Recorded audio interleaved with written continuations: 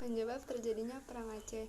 Perang Aceh terjadi karena keinginan Belanda untuk menguasai Aceh, yang kedudukannya semakin penting, baik dari segi strategi perang maupun jalur perdagangan, sejak terusan Suez dibuka pada 1869. Pada 17 Maret 1824, Inggris dan Belanda menyepakati tentang pembagian wilayah jajahan di Indonesia dan Semenanjung Malaya, yang dikenal dengan Traktat Sumatera. Salah satu sebab terjadinya Perang Aceh yaitu adanya politik ekspansi Belanda. Karena Traktat Sumatera yang isinya menyebutkan bahwa Inggris memberikan izin kepada Belanda untuk menguasai Sumatera.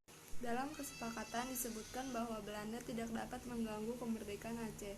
Akan tetapi pada praktiknya Belanda tetap berusaha melancarkan serangan terhadap daerah Aceh yang jauh dari ibu kota. Sultan Aceh pun semakin waspada dan bersiap untuk menghadapi segala kemungkinan yang terjadi. Kekhawatiran Aceh semakin meningkat saat Inggris dan Belanda menandatangani Traktat Sumatera pada 1871. Menurut perjanjian itu, Belanda diberi kebebasan untuk mengadakan perluasan wilayah di seluruh Sumatera, termasuk Aceh yang selama ini tidak dapat diganggu kedaulatannya. Alhasil, Aceh mulai memperkuat diri dengan mengadakan hubungan dengan Turki, Italia, dan Amerika Serikat. Pemerintahan Hindia Belanda yang tidak menginginkan adanya campur tangan negara asing pun menjadikan hubungan diplomatik tersebut sebagai alasan untuk menyerang Aceh. Taktik atau perjalanan Perang Aceh. Taktik perang gerilya Aceh ditiru oleh Van Heerts, di mana dibentuk pasukan Marekhus yang dipimpin oleh Hans Christoffel dengan pasukan kawan macan yang telah mampu dan menguasai pegunungan-pegunungan hutan-hutan rimba raya Aceh untuk mencari dan mengejar gerilyawan Aceh. Taktik berikutnya yang dilakukan Belanda adalah dengan cara penculikan anggota keluarga gerilyawan Aceh. Misalnya, Christoffel menculik Permaisuri Sultan dan Tengku Putra pada tahun 1902. Van der Maten menawan putra Sultan Tuanku Ibrahim. Akibatnya, Sultan menyerah pada tanggal 5 Januari 1902 ke Sigli dan berdamai. Van der Maten dengan diam-diam menyergap Tans kembali. Panglima Polim dapat meloloskan diri, tetapi sebagai gantinya ditangkap putra Panglima Polim, Cut Poredo, saudara perempuannya, dan beberapa keluarga terdekatnya. Akibatnya, Panglima Polim meletakkan senjata dan menyerah ke Wak Seumawe pada Desember 1903. Setelah Panglima Polim menyerah, banyak penghulu rakyat yang menyerah mengikuti jejak Panglima Polim.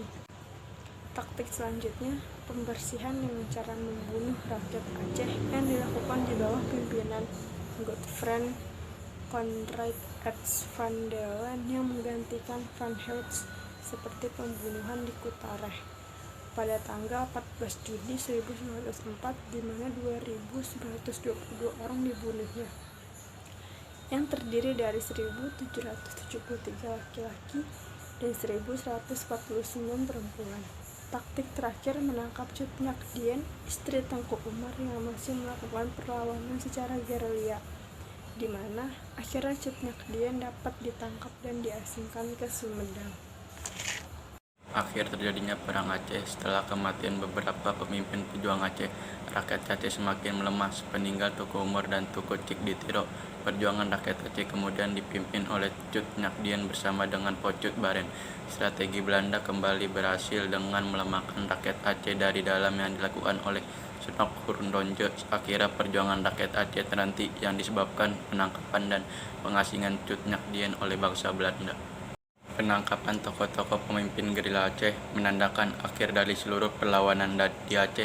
Van Hus menerbitkan suara penyerahan diri dan pengakuan sebagai bagian dari Hindia Belanda. Surat ini harus disepakati oleh tokoh-tokoh tersebut untuk mematuhi peraturan Hindia Belanda dan tidak melakukan perjanjian dengan pihak luar manapun. Pada tahun 1910, perlawanan Aceh dianggap berakhir meskipun perlawanan sepihak terus berlangsung, bahkan sampai dengan pendudukan Jepang terjadi sekitar tahun 1902. Tokoh-tokoh Perang Aceh. Yang pertama yaitu Sultan Mahmud Syah. Sultan Mahmud Syah, ia memerintah pada tahun 1870 sampai 1874. Merupakan sultan terakhir yang memerintah Aceh sebelum invasi kolonial. Sultan Mahmud Riyad Syah atau Sultan Mahmud Syah III adalah sultan yang dipertuan besar Johor Pahang Riau Lingga. Ia memerintah dari tahun 1770 sampai 1811. Sultan Mahmud Rayat Syah terkenal dengan kegigihannya dan melawan Belanda. Ia melawan Belanda dengan strategi perang gerilya laut, sehingga kedaulatan Sultan Mahmud Rayat Syah diakui oleh Belanda sebagai penguasa terbesar Kesultanan Lingga Riau Johor Pahang. Yang kedua, Sultan Mahmud Daud Syah. Sultan Mahmud Daud Syah merupakan Sultan Aceh terakhir atau Sultan ke-35.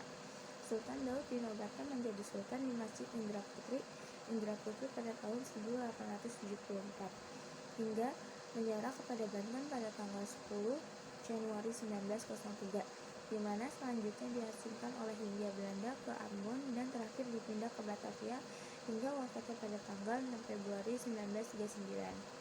Sultan Daud merupakan cucu dari Sultan Mansur Syah, di mana hingga tahun 1884 ia merupakan wali dari Tugu Hasyim, anak dari Sultan, dan sebelumnya juga merupakan pamannya yaitu Sultan Mahmud Syah. Yang ketiga yaitu Panglima Polen. Panglima Polen bernama lengkap Tuku Panglima Polen Sri Muda Perkasa atau Muhammad Daud adalah seorang panglima berasal dari keturunan kaum bangsawan Aceh. Ayahnya bernama Panglima Polen VIII Raja Kuala, anak dari Tuku Panglima Polen Sri Imam Muda Mahmud Arifin, yang juga terkenal dengan Cut Banta atau Panglima Polen VIII pada tahun 1845 sampai 1879. Mahmud Arifin merupakan Panglima Sago XX2 Mutin Aceh besar 5 Aceh. Yang keempat, Tuku Cikditiro. Tuku Cikditiro adalah pahlawan nasional dan tokoh penting yang bekerja melawan kolonial Belanda. Tuku Cikditiro bernama asli Muhammad Saman. Ia lahir di Bawayah Jurung Kenegrian Sumbok Lamlo, Tiro, daerah Pidi, Aceh, pada tahun 1836 bertepatan dengan 1251 Hijriah. Masa kecilnya dibesarkan dalam lingkungan agama yang taat. Cikditiro juga merupakan keturunan dari pasangan Tuku Syekh Ubaidillah dan Siti Aisyah. Salah satu cucunya adalah Hasan Ditiro, pendiri dari pemimpin gerakan Aceh Merdeka. Dia sangat dihormati karena ilmu dan keberaniannya melawan imperialisme dan kolonialisme. Dalam meneguhkan agamanya, Cikditiro banyak belajar kepada para ulama terkenal di daerah Tiro. Itu pula lah sebabnya ia dipanggil dengan sebutan Tuku Cikditiro. Ia memang dikenal sebagai anak yang suka belajar agama dan mendalami ilmu-ilmu baru. Yang kelima, Tuku Umar. Tuku Umar tahun 1894 Meraba sampai 11 Februari 1899 adalah pahlawan asal Aceh yang berjuang dengan cara berpura-pura bekerja sama dengan Belanda dan terkenal akan strategi perang gerilyanya. Ia melawan Belanda ketika telah mengumpulkan senjata dan uang yang cukup banyak. Tuku Umar merupakan salah seorang pahlawan nasional dan sebagai pemimpin perang Aceh dari tahun 1873 sampai 1899. Tuku Umar menjadi panglima perang yang tak gentar membela tanah kelahirannya dan serangan penjajah yang ingin menguasainya.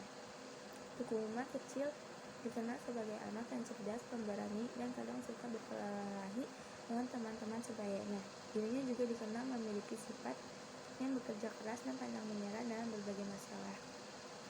Tuku Umar yang berjuang melawan penjajah saat usianya 19 tahun, yaitu pada tahun 1873, dimulai dari daerah Melabo, kemudian melanjutkan perjuangannya ke Aceh Barat. Tuku Umar di usia muda, dirinya sudah diangkat menjadi kepala desa Recuk. Sebagai panglima perang, Tuku Umar dikenal cerdik dan pandai bersiasat. Yang keenam, Cut Nyadian. Pada tahun 1880, Cut Nyadian menikah dengan Tuku Umar.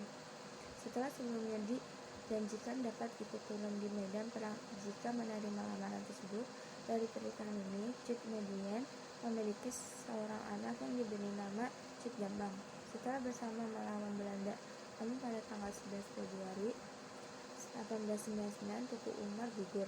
Hal ini membuat Cut Nyadian berjuang sendirian pada Melabo bersama pasukan kecilnya. Usia Cut Nyadian yang itu sudah relatif tua, serta kondisi tubuh yang sudah digerogoti berbagai penyakit seperti encok dan rabun membuat satu pasukannya yang bernama Panglot melaporkan keberadaannya karena iba. Dia akhirnya ditangkap dan dibawa ke Banda Aceh. Di sana ia dirawat dan penyakitnya mulai sembuh. Keberadaan Cut Nyadien yang dianggap masih memberikan pengaruh kuat terhadap perlawanan rakyat Aceh serta hubungannya dengan pejuang Aceh yang belum tertangkap membuatnya kemudian diasingkan ke Sumedang. Cut Nyadien meninggal pada tanggal 6 November 1908 dan dimakamkan di Gunung Puyuh, Sumedang. Nama Cut Nyadien kini diabadikan sebagai Bandar Udara Cut Nyadien Raya di Manado. Yang ke-8 yaitu Cut Mutia. Cut Mutia atau Cut Mutia merupakan anak dari hasil perkawinan antara Tuku Ben Daud Peak dengan Cut Jah. Cut Mutia merupakan putri satu-satunya dari keluarga tersebut, sedangkan keempat saudaranya adalah laki-laki. Awalnya Cut Mutia melakukan perlawanan terhadap Belanda bersama suaminya yaitu Tuku Muhammad atau Tuku Tunong.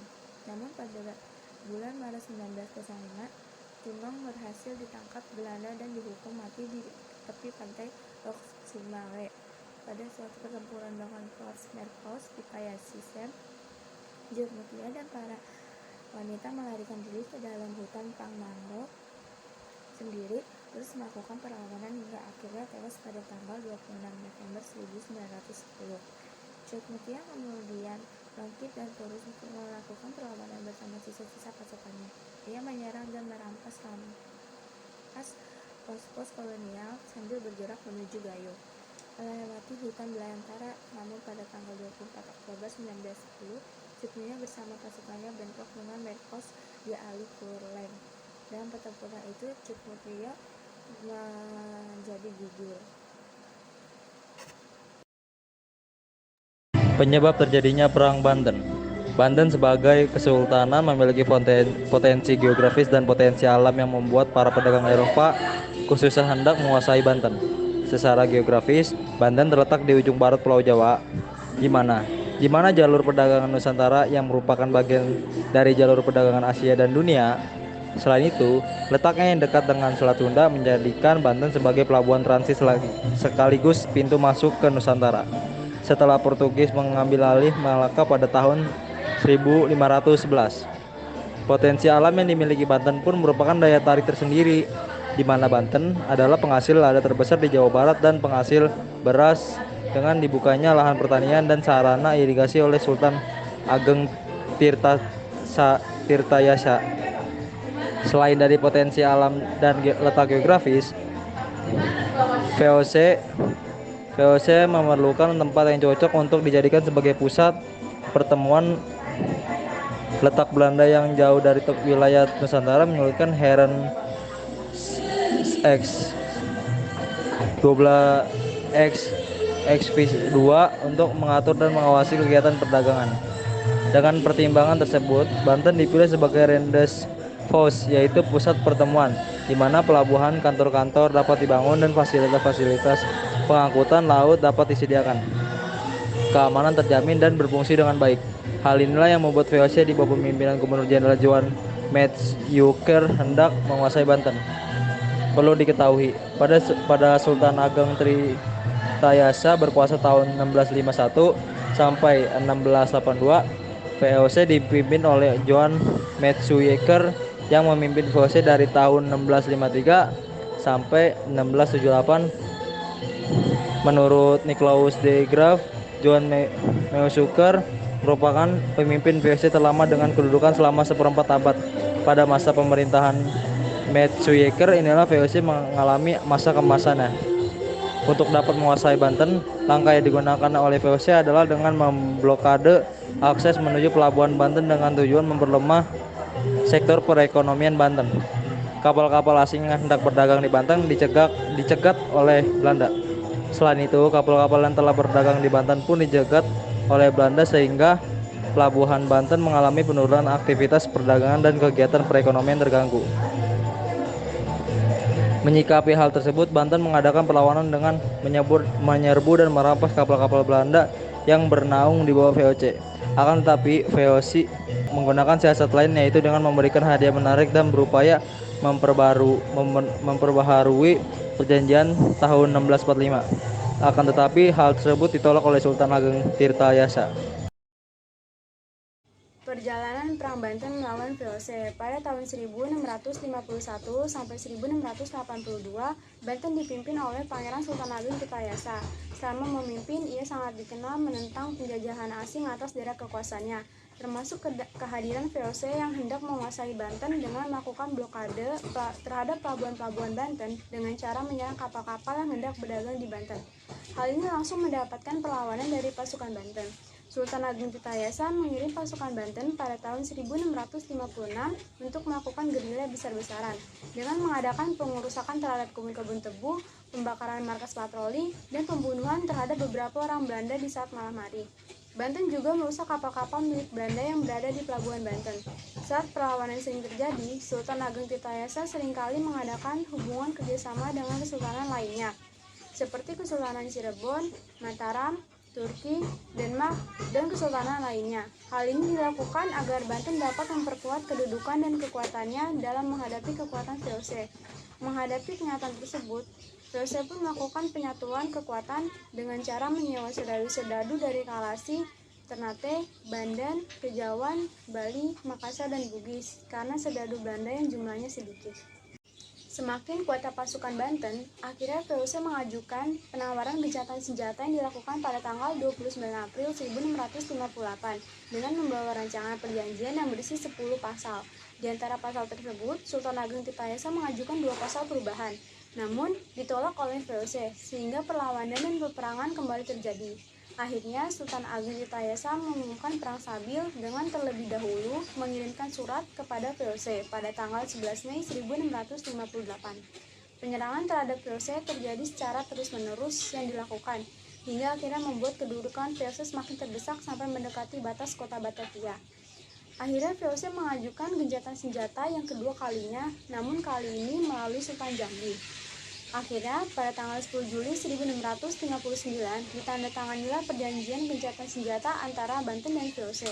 Setelah perjanjian gencatan senjata, VOC menggunakan kesempatan tersebut untuk memadamkan dan memperlemah kekuatan Banten dengan cara mengadakan kerjasama dengan Kesultanan Cirebon dan Kesultanan Mataram yang pada saat itu posisinya sedang dekat dengan Kesultanan Banten, serta adu domba yang dilakukan oleh wakil Belanda di Banten yaitu Wycliffe. Ketika itu, Pangeran Gusti pergi ke Mekah dan meninggalkan kekuasaannya untuk sementara waktu. Lalu kekuasaan itu diberikan kepada adiknya yang bernama Pangeran Arya. Ketika Pangeran Gusti atau yang biasa disebut dengan Sultan Haji itu kembali, lalu ia melihat kekuasaan yang dimiliki oleh Pangeran Arya semakin meluas, sehingga membuat Sultan Haji merasa iri. Hal inilah dimanfaatkan oleh VOC untuk mengadu domba antara Sultan Haji dengan ayahnya sendiri, yaitu Sultan Ageng Tirtayasa, dan adiknya yang bernama Pangeran Arya Purbaya. Akhir perlawanan Banten terhadap VOC, rasa iri dan kekhawatiran Sultan Haji akan kekuasaannya melahirkan persekongkolan dengan VOC untuk merebut tahta Kesultanan Banten. VOC bersedia membantu Sultan Haji dengan mengajukan 4 syarat, yaitu menyerahkan Cirebon kepada VOC, monopoli lada dikendalikan oleh VOC, membayar 600 ringgit apabila ingkar janji, dan menarik pasukan Banten yang berada di daerah pesisir pantai dan pendalaman Priangan. Syarat tersebut dipenuhi oleh Sultan Haji. Pada tanggal 27 Februari 1682, pecahlah perang antara Sultan Haji dengan dibantu VOC melawan ayahnya sendiri, yaitu Sultan Ageng Tirtayasa. Inilah akhir dari kekuasaan Sultan Ageng Tirtayasa di Kesultanan Banten. Namun, pasukan yang dipimpin oleh Sultan Ageng Tirtayasa masih terlalu kuat sehingga berhasil mengepung VOC bersama Sultan Haji. VOC segera memberikan perlindungan kepada Sultan Haji di bawah pimpinan Jacob de Roy bersama dengan Kapten Slot dan Wycliffe. Sultan Haji mempertahankan loji tempatnya berlindung. Kekuatan pasukan Sultan Ageng Tirtayasa membuat bantuan dari Batavia tidak dapat mendarat dari Banten. Hal tersebut memaksa Sultan Haji untuk mengadakan perjanjian baru dengan VOC, yaitu memberikan hak monopoli VOC di Banten. Setelah perjanjian tersebut, tanggal 7 April 1682 datanglah bantuan dari Batavia yang dipimpin oleh Francois Stark dan de Saint Martin.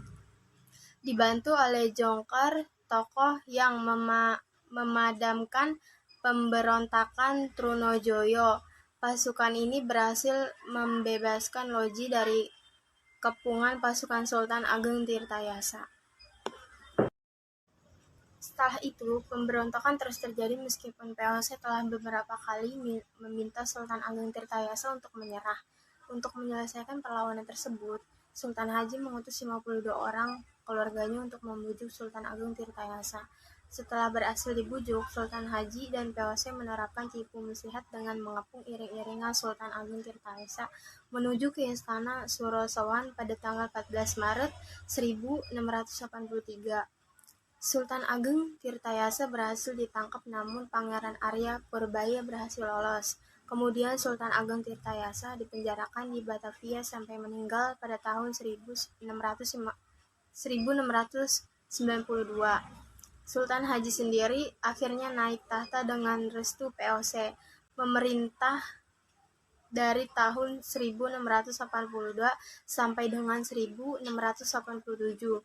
Pada tanggal 17 April 1684, ditandatanganilah perjanjian dalam bahasa Belanda, Jawa, dan Melayu yang berisi 10 pasal. Perjanjian inilah yang menandai berakhirnya kekuasaan Kesultanan Banten dan memulainya monopoli POC atas Banten. Dengan demikian berakhirlah perlawanan Sultan Ageng Tirtayasa setelah dikhianati oleh anaknya sendiri. Assalamualaikum warahmatullahi wabarakatuh. Saya Dandi ingin menjelaskan tentang tokoh-tokoh perang Banten. Yang pertama ada Sultan Ageng Tirtayasa. Sultan Ageng Tirtayasa adalah pahlawan yang berasal dari Banten. Yang pertama adalah Sultan Ageng Tirtayasa. Beliau lahir di Banten tahun 1963. Sultan Ageng Tirtayasa adalah putra dari Sultan Ma'ali Ahmad dan Ratu Martakusuma yang merupakan Raja dan Ratu Banten tahun 1640 sampai 1650. Jasa Sultan Ageng Tirtayasa untuk Banten adalah keberaniannya dalam melawan Belanda karena monopoli perdagangan yang dilakukan oleh POC. Monopoli tersebut berdampak pada kerugian yang dialami oleh rakyat Banten. Yang kedua ada Mr. Syarifuddin Prawinegara. Mr. Syarifuddin Prawinegara lahir pada tanggal 28 Februari di Serang, Banten.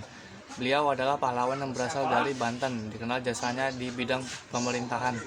Pahlawan yang berasal dari Banten ini menjabat sebagai Presiden atau Ketua Pemerintahan Darurat Republik Indonesia atau PDRI ketika agresi militer Belanda tanggal 19 Desember 1948. Yang ketiga ada Brigjen Kiai Haji Syam'un.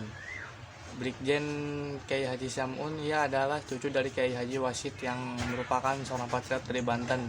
Brigjen Kiai Haji Syam'un lahir di kampung Beji, Bojonegoro, Serang tanggal 5 April 1894. Beliau merupakan seorang komandan dari Divisi Batalion 99, Tentara Rakyat atau dikenal dengan Pembela Tanah Air atau PETA. Saat itu PETA menentang pemerintahan Hindia, Belanda, dan Jepang di Banten. Brigjen Kiai Haji Syam'un dikenal sebagai ulama pejuang yang karismatik. Beliau pernah menempuh pendidikan di Universitas Al-Azhar, Mesir. Setelah menyelesaikan studinya, Brigjen Kiai Haji Syam'un mendirikan perguruan Islam Al-Khairiyah Citangkil di Cilegon, Banten. Brigjen Kiai Haji Syam'un meninggal pada tanggal 28 Februari 1948 di Kamasan Cinangka, Serang. Yang keempat ada Nyimas Gamparan. Nyimas Gamparan terkenal dalam Perang Cikande yang terjadi pada tahun 1829 sampai 1830. Perang tersebut terjadi karena Nyimas Gamparan dan puluhan pendekar wanita lainnya menentang tanam paksa yang diwajibkan oleh Belanda kepada penduduk pribumi. Pahlawan yang berasal dari Banten ini dan para pejuang wanita lainnya melakukan perang gerilya untuk melawan Belanda. Mereka memiliki markas persembunyian yang sekarang dikenal dengan nama Balaraja. Yang kelima ada Nyimas Melati. Nyimas Melati adalah pahlawan yang berasal dari Serang yang berjuang dalam perebutan kemerdekaan di wilayah Tangerang. Beliau merupakan anak dari Raden Kabal dan mengikuti perjuangan sang ayah dalam melawan Belanda. Untuk menghormati jasanya, namanya diabadikan dalam sebuah gedung, yaitu Gedung Wanita Nyimas Melati di Jalan Dan Mogot. Namanya juga diabadikan di sebuah jalan dekat kantor KPUD Kota Tangerang. Sekian penjelasan dari saya. Wassalamualaikum warahmatullahi wabarakatuh.